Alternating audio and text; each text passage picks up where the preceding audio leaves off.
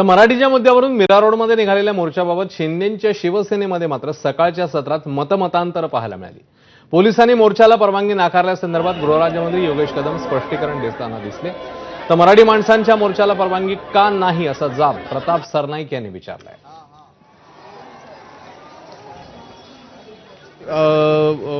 मराठीच्या विषयाला घेऊन जे आंदोलन करते ह्यांना दुसऱ्याने असं आपण काहीही केलेलं नाही। मराठा एकीकरण समितीची लोक सगळे मराठी बांधव जर मीरा भाईंदर शहरातील मोर्चा काढत असतील तर त्या मोर्चाला सुद्धा जर तुम्हाला परवानगी देता येत नसेल तर शांतताप्रिय मार्गाने त्यांना करू द्या। पण रात्री बेरात्री कोणाच्याही घरात घुसून कार्यकर्त्यांना अटक करायची, अरेस्ट करायचे, त्यांना नोटिसेस काढायच्या, हे चुकीचं आहे। महायुतीचं सरकार आहे। आम्हाला गृह खात्यानं तर अशा प्रकारचे इन्स्ट्रक्शन पोलीस खात्याला बिलकुल दिलेले नाही।